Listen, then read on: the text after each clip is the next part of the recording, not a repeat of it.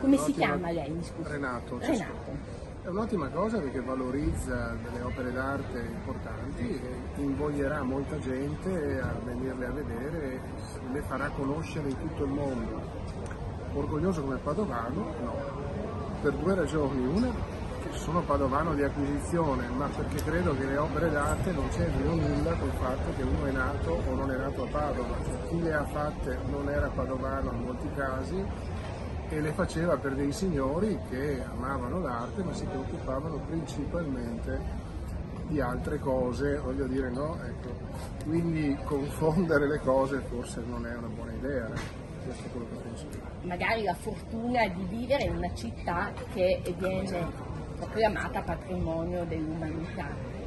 Sì, anche questo mi fa piacere, ma cosa significa che questo è il patrimonio dell'umanità? Nel senso che ha delle opere di valore, ma per esempio, ma anche molti problemi che necessitano di essere affrontati e risolti con un'ottica ampia come quella che ha portato a questo riconoscimento, mentre secondo me questa città in questo momento si sta impegnando, ma ci sono molti segnali di involuzione, di chiusura che vanno in senso opposto a questo discorso dell'UNESCO in sostanza.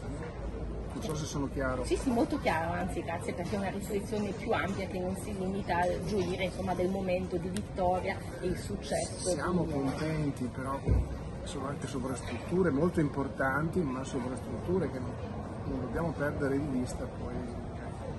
I bisogni. Grazie Renato. Come si chiama? Fiorenza. Fiorenza, oggi ha preso il giornale perché c'è questo inserto speciale sul Mattino di Padova, UNESCO, quindi Padova nomina dell'UNESCO Patrimonio dell'Umanità. Che cosa ne pensa? Sono felicissima perché io amo vivere a Padova e sono contenta che ci sia un ulteriore premio a questa città. È una città diffusa dell'arte, qualsiasi angolo dove si va c'è qualcosa di bello, di nuovo.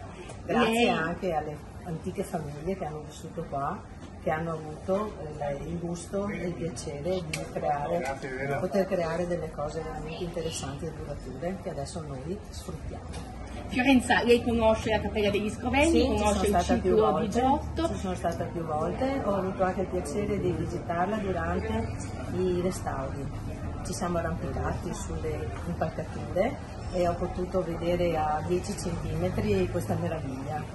Degli altri siti, gli altri 7 siti un po' meno noti, li conosce? Sì, li abbiamo visti quasi tutti. Qual è che secondo lei è più nascosto e varrebbe invece la pena sponsorizzare? Oddio, adesso mi trovo impreparata perché mi piacciono tutti.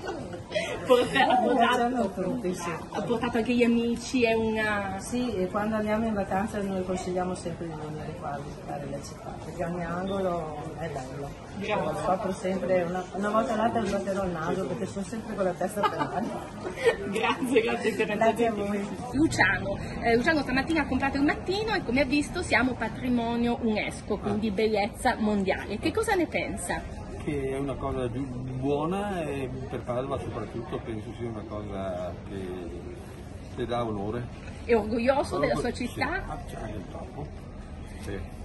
Lei conosce i siti, la Cappella degli Scrovegni magari, non so se c'è mai stato? Ho 81 anni e sono di Padova proprio qua, nato qua. E quindi conosco tutto. Conosce tutto. Ha visto tutti a 8 i siti e ha conosciuto. Questo non ho ancora guardato cosa c'è scritto. Però. Qui c'è un inserto tutto dedicato ai siti di Padova. Sì, alla cerimonia e quindi alla proclamazione di Padova. Sapeva che anche l'orto botanico è patrimonio. L'ho visitato più di qualche volta con le mie nipotine. Ah, sono molto contenta. Bene allora, grazie. Prego, buona giornata.